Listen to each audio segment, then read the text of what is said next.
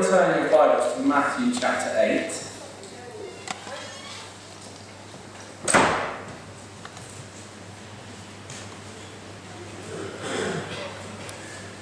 Cool, thanks for having me. It's always good to be here. You guys are a bunch of legends. So it'll be in Matthew 8, verse 1 to 17. I'll read it and then we can pray. So I'm reading from the ESV. When he came down from the mountain, great crowds followed him, and behold, a leper came to him and knelt before him, saying, Lord, if you will, you can make me clean. Jesus stretched out his hand and touched him, saying, I will, be clean. Immediately his leprosy was cleansed, and Jesus said to him, See that you say nothing to anyone, but go and show yourself to the priest, and offer the gift that Moses commanded for a proof to them. When he had entered Capernaum, a centurion came forward to him, appealing to him, Lord, my servant is lying paralysed at home, suffering terribly. He said to him, I will come and heal him. But the centurion replied, Lord, I am not worthy to have you come under my roof, but only say the word, and my servant will be healed. For I too am a man under authority, with soldiers under me. And I say to one, go, and he goes, and to another, come, and he comes, and to my servant, do this, and he does it. When Jesus heard this, he marvelled and said to those who followed him, Truly, I tell you, with no one in Israel have I found such faith. I tell you, many will come from east and west and recline at a table with Abraham, Isaac, and Jacob in the kingdom of heaven, while the sons of the kingdom will be thrown into outer darkness. In that place there will be weeping and gnashing of teeth. And to the centurion Jesus said, Go, let it be done for you as you have believed. And the servant was healed at that very moment. When Jesus entered Peter's house, he saw his mother-in-law lying sick with a fever. He touched her hand, and the fever left her, and she rose and began to serve him. That evening they brought to him many who were oppressed by demons, and he cast out the spirits with the word and healed all who were sick. This was to fulfill what was spoken by the prophet Isaiah. He took out illnesses and bore our diseases. Yeah, Father, we thank you so much for the blessing of being able to get into your word. Lord, we thank you for giving it to us. We thank you for inspiring the writers, Lord, to write what you would have them write. Father, we know that you do your work in our hearts by your Spirit through your word. And this morning, Father, as we spend some time just chewing on it, Lord, thinking about it, we pray, Father, that you would do amazing stuff in our hearts. Lord, I just feel a little bit I guess kind of humbled, Lord, teaching your word. I don't deserve it at all. Lord, none of us deserve to sit here before the teaching of your word, Lord. As you teach us, Lord, we don't deserve to sit before you, to sit at your feet. But because of your amazing grace and your mercy, Lord, we get the pleasure and the blessing, Lord, of sitting at your feet and learning from you, our King and our Master and our Lord and our friend. So, Father, just teach and build up and encourage and challenge your church this morning as we spend time listening to what you've got to say to us. In Jesus' name, Amen. I'm going to read some lyrics to you guys. It probably won't take long to figure out who wrote them. Heal the world, make it a better place. Has anyone got it already? Yeah, a few people. For you and for me and the entire human race. There are people dying. If you care enough for the living, make it a better place for you and for me. So that was good old Michael Jackson. And the reason I chose those lyrics is because I think generally what people are trying to do, probably since the fall in Genesis 3, is basically trying to prolong life and live a life that has the least amount of suffering, the least amount of pain, we see attempts to combat all kinds of sickness and disease, and ultimately the big problem, death. And the problem with this, trying to combat all this stuff, is that we are absolutely powerless to do it. And that's not to say that people in medicine aren't doing a good job. They're doing an amazing job, and we see people healed. We heard the testimony this morning of someone, their eyes getting better. So people in medicine and science are doing a very good job, but still we are absolutely powerless to overcome the ultimate problem, which is death. It's inevitable. We can't beat it. We will get old. If God allows us to live that long, we get old. Things stop working. They don't quite function as they used to. It's inevitable. We can't defeat it. So this is the problem. What hope do we have is the question. What hope in this world do we have when we have absolutely no power over sickness, disease, death, Satan? What hope do we have? So that's the question I want to leave us with, and I think we find the answer in this section we're going to look at. I think it's probably quite apt for you guys at the moment. I've heard a little bit about what's going on with Barry Turner, and it seems like quite a heavy situation. So it's quite cool to ask that question: what hope do we have? Hopefully this will encourage and challenge us. So for those of you guys who like a little bit of detail, I just want to set a little bit of context. We're going to look at 3 main points as we go through these 3 little sections in 1 to 17, and then I'm going to give quite a long conclusion just to set you up for that. So when I hit the conclusion, just try and stick it out. So what is Matthew doing in writing his gospel? He's revealing Jesus as the one who fulfills Old Testament prophecy. You see it in the early chapters. He's quoting tons of Old Testament scriptures, saying this was to fulfill, this was to fulfill, this was to fulfill.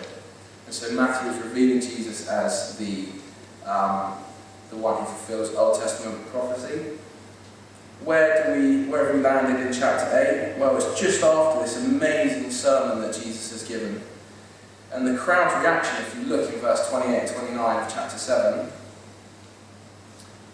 when Jesus finished these sayings, the crowd were astonished at his teaching. He was teaching them as one who had authority and not as their scribes. So the crowd are left in this place where they literally are blown away. They don't know what to say. They're speechless because they've heard Jesus teach with such authority. The word astonished means to cause to be filled with amazement to the point of being overwhelmed. They are literally almost beside themselves. They don't know what to say after this amazing sermon that Jesus has just laid down. So we start off in this, where the crowds are left in this place of astonishment over his authority. Something else to note as well. In chapters 8 and 9,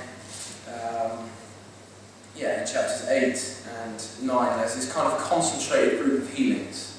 There are other healings in Matthew, but there's this concentrated group of healings, 2 chapters of just a bunch of healings, and then they're in a different order than the other Gospels. So why has Matthew done that is my question. What's he trying to get at by bunching these together, putting them in a different order? What is he doing? What is God trying to get across to us? So that's chapters kind of 8 and 9, but if you go wider, there's almost a little bit of a sandwich going on. One piece of bread being at the end of chapter 4, where it said Jesus went around preaching the gospel of the kingdom and healing all who were sick. End of chapter 9, Jesus went around preaching the gospel of the kingdom, healing all who were sick. So there's almost a bit of a preaching, healing sandwich going on. So my question is, in this section of Matthew, what is going on? Well, there's repeated references to authority. So, very simply, I think he is trying to point us to Jesus is the one who fulfills Old Testament prophecy in that he is the one who has all authority. He has all authority. And I've kind of got a little strap line that would be cool if you guys go away with, if you don't hear anything else. Hear this. Jesus, our Messiah, has authority to fix and heal everything that ruins this world. And I think that's what's going on here in Matthew 8. So, first of all, first point, let's get into this. Verses 1 to 4. Jesus has authority to heal a Jewish leper. So, verse 1, Jesus comes down from the mountain, followed by a huge crowd. This leper came and knelt before him, in verse 2, with quite a humble request. He says, Lord, if you will, you can make me clean. Now, leprosy was kind of a term that could be used for a bunch of different skin diseases, but it was very humiliating. They were considered outcasts and unclean, so it was a difficult thing to go through. So this guy is on his knees before Jesus and he makes this humble request. And the amazing thing is the authority of Jesus here should blow us away. Jesus says, I will be clean. He says 4 words. I will be clean. What happens? Does the guy slowly start to heal up? No. It says immediately his leprosy was cleansed. And the amazing thing is he didn't have to go through all these Levitical and Old Testament laws to be considered clean. Jesus simply declares him clean as he heals him.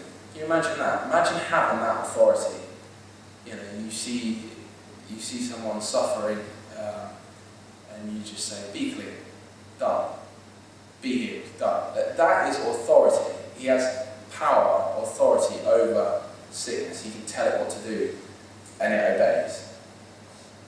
This is amazing authority that Jesus has. Then Jesus tells him to go and show himself to the priest, offer the gift that Moses commanded as a proof or a testimony to them, so that this Jewish leper can then rejoin Jewish society. So the lesson here, I think, is,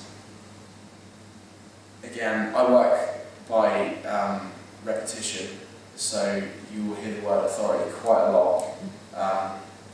But if you remember that word, that's good, because that's what we're talking about, so it's good. The lesson here is the authority of Jesus, not only to heal with a word, but to declare clean what was previously unclean. And that is authority. So, our strapline, Jesus, our Messiah, has authority to fix and heal everything that ruins this world. And I think here specifically sickness and disease.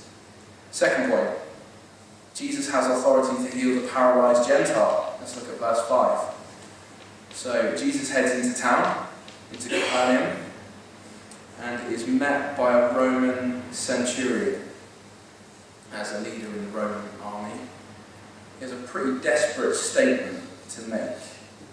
Verse 6, Lord, my servant is lying paralyzed at home, suffering terribly. He doesn't ask Jesus a question, he just makes this statement. Jesus says, I will come and heal him. Cool, you would have thought the centurion would settle at that. Awesome, I've got what I want. I want Jesus to come and heal my servant so we can carry on just doing life as normal. But he doesn't settle with that. He doesn't stay there. He carries on the conversation. He says in verse 8, with a statement of humility, this is amazing. He says, Lord, I'm not worthy to have you come under my roof. Now that's amazing humility. Jesus has said, cool, I'll come and heal him. The centurion says, I'm not worthy for you to come under my roof. Who am I that you should come under my roof? What humility. He also carries on the conversation with a statement, with a recognition of who Jesus is and his authority. He says, but only say the word and my servant will be healed. So first, he has an amazing humility. He recognises his unworthiness before Jesus. Second, he recognises Jesus' authority to simply speak and stuff happens. It's amazing. He then gives a personal example in verse 9, which shows that he understands the authority Jesus has to simply speak and stuff happens. He says, for I too, in verse 9, am a man under authority with soldiers under me. I say to one, go, and he goes. And to another, come, and he comes. To my servant, do this, and he does it.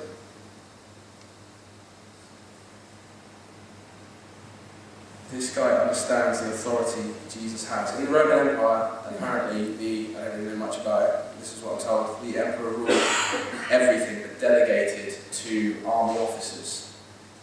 So that when the army officer gave a command, it was as if the emperor was given a command. That's the authority that was given to this centurion.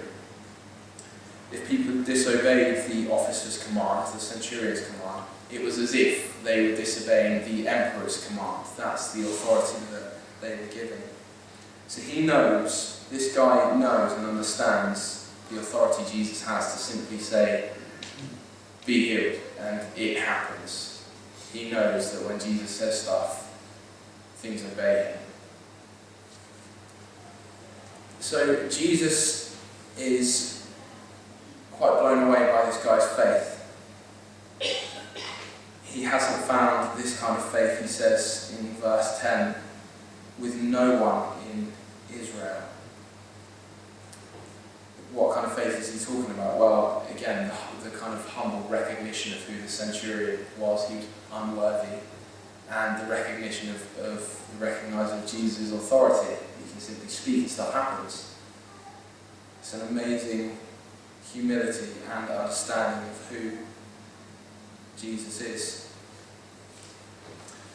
Verse 11, if you look with me, it says, I tell you, many will come from east and west and recline at table with Abraham, Isaac and Jacob in the kingdom of heaven, while the sons of the kingdom will be thrown into outer darkness. In that place there will be weeping and gnashing of teeth. So this would be very controversial for Matthew's Jewish audience.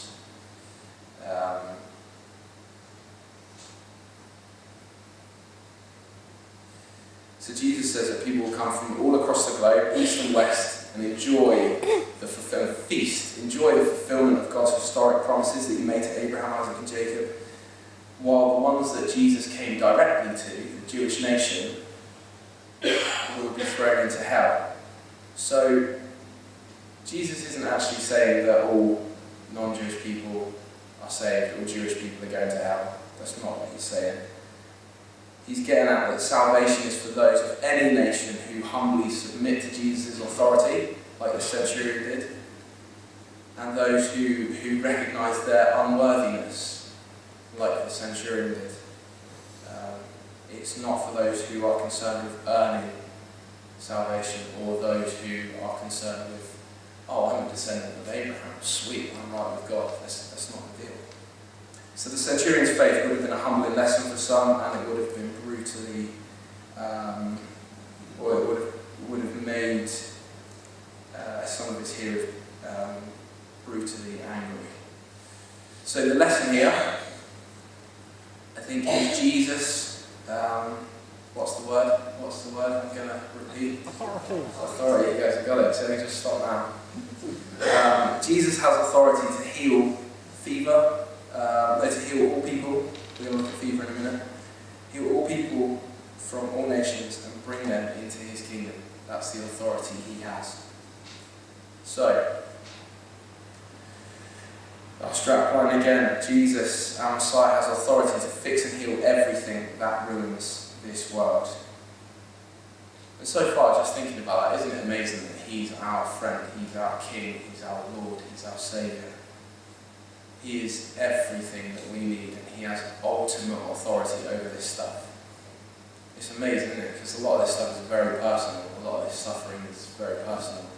he has complete authority over it. It's amazing.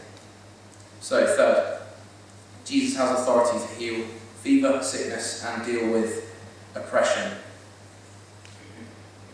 So, verse 14, Jesus heads back to Peter's place, and as he goes in, he sees Peter's mum-in-law lying sick with a fever. And this time, Jesus doesn't even say anything. It's almost a bigger statement of his authority. He doesn't say anything, he simply touches her and she's made well. She's not, slightly better and kind of just a little bit weak, a little bit of a limp. She's completely well, she's able to function perfectly. She gets up and she serves him, which is amazing. And as a little side point, I don't think this is what Matthew's saying.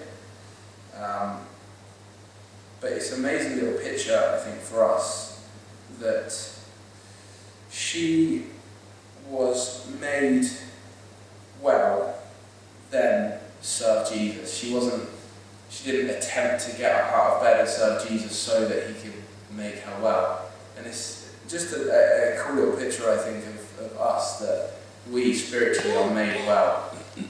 We then serve Jesus. It's not the other way around. It's not salvation follows service. It's service follows salvation. So, verse 16. That evening they brought to him many who were oppressed by demons, and he cast out the spirits with a word and healed all who were sick.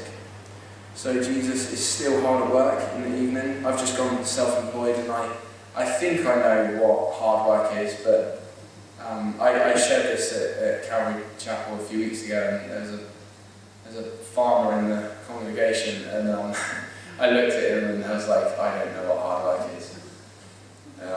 He kind of smiled. Yeah, because I was moaning because I got him at 6:30, I think it was. And I thought I had a long day, but then I was kind of shot down as I realised that he works a little bit harder than me. So Jesus, hard at work in the evening, demonstrating his authority, dealing with demonic oppression, and he heals all who are sick. So the lesson here is that Jesus has authority over sickness and the devil. Again, Jesus, our Messiah, has authority to fix and heal everything that ruins this world, is broken in this world. He has authority to fix it. So, conclusion, how are you guys doing? Are you still awake? Awesome. Cool, there's a little bit of noise and fidgeting. That's probably people waking up. So, I think it's very important to understand the context of Matthew to get the point of what he's saying in this section. So, looking around the bit that we've just spent some time in, the Sermon on the Mount was a sermon that left people astonished by Jesus' authority, as we've looked at. This concentrated group of healings in 8 and 9 clearly points to his authority.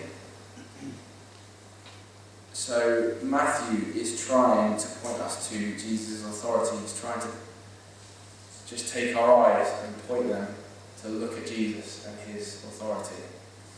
So there's one verse I missed. You'll see it's verse 17.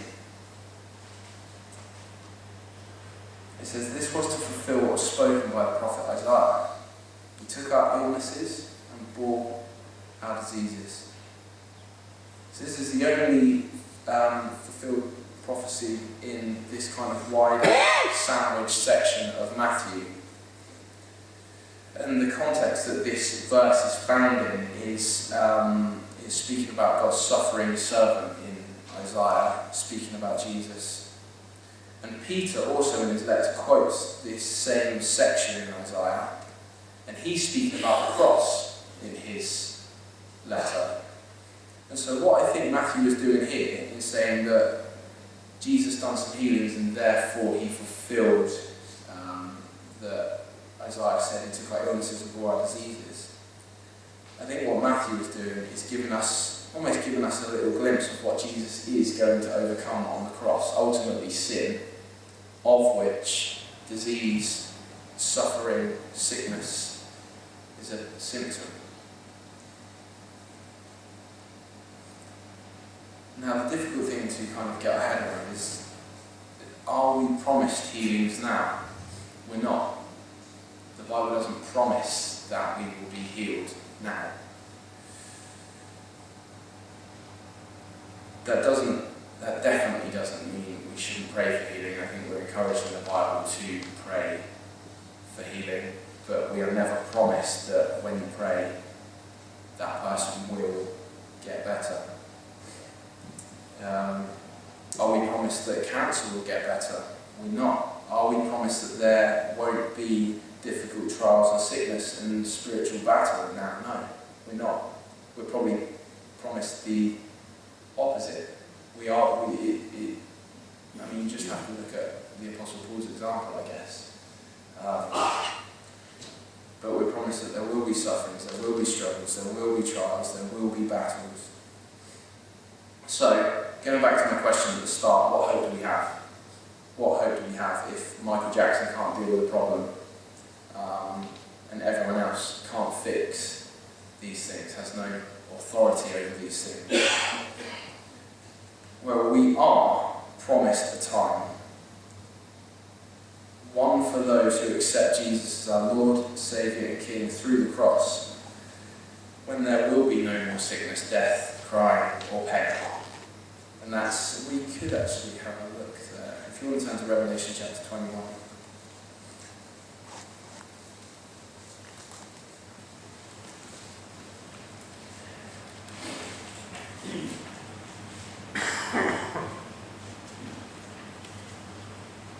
This is unbelievably comforting. Revelation 21. And I saw a new heaven and a new earth. For the first heaven and the first earth had passed away, and the sea was no more. And I saw the holy city, New Jerusalem, coming down out of heaven from God, prepared as a bride adorned for her husband. And I heard a loud voice from the throne saying, Behold, the dwelling place of God is with man. He will dwell with them, and they will be his people. And God himself will be with them as their God. He will wipe away every tear from their eyes, and death shall be no more. Neither shall there be mourning, nor crying, nor pain any more. The former things have passed away. So that day when God dwells among his people in the new heavens and new earth, there will be no more death, crying, pain, suffering. That will be dealt with. That is the promise. That is the promise. That is when no more sickness, no more death will be fulfilled. Matthew is saying that Jesus is the one who has authority to fix and heal everything that is broken in this world. When will it happen? He will do so in the new heavens and the new earth. That's the promise. He definitely heals now, and I don't want to give you the idea that he doesn't. But if he heals now, there's still going to be death. The ultimate promise of healing is that beautiful section in Revelation 21. So how does this truth that Jesus has all authority over suffering and death and pain help when we walk out of the doors of the doctors having been given some really bad news about our health? How does that help? We as God's people have hope that it won't always be like this. It won't always be like this. It won't always be the case. How does it help when we face sickness and disease, spiritual battle? We have a hope that is a sure, not a wishful thinking, but a sure promise that one day it won't be the case because Jesus has authority over these things. How does this speak into our fears that are so real and debilitating and crippling when one of our loved ones is really badly ill? Or as we're having to deal with the death of someone. this isn't just a quick fix answer, I know that, but we don't need to fear. And obviously that takes some kind of working through. It's not you don't just say to someone who's struggling with one of their family members who's died, oh, don't fear, it's fine. Or if someone's suffering, no, don't fear, it's fine. It's not a quick fix answer, but it is the truth. We don't need to fear because Jesus has authority over death. And I was asking someone about this section in Matthew and how it applies to us, and I consider him the wisest man in the world. And I'm going to finish on his quote, and then I'll pray. He says, "Sickness and death do not have the last word. Jesus does." I think that's a good line to finish on. Sickness and death do not have the last word. Jesus does. So let's pray. Jesus, our Messiah, has authority to fix and heal everything that ruins this world. Father, we thank you so much that you have sent your Son to live perfectly and to bear your wrath and anger towards sin on his shoulders, Lord, so that as we put our trust in him, we can be set free and we can come before you, being counted as righteous and blameless in your sight. And Father, as a result of that, we get to trust in your authority and live now in light of your authority, that one day you have promised and it will happen for your people, that there will be no more sickness, death, crying and pain, because on the cross they have been defeated, sin has been dealt with, but Lord, the ultimate fulfillment is yet to come. Father, we thank you that we have that sure, certain promise. Father, I pray for those in here that don't know you, that don't love you, that haven't experienced your goodness. Pray, Lord, that they would know that you have authority over these things and they would trust and love you for who you are and what you've done.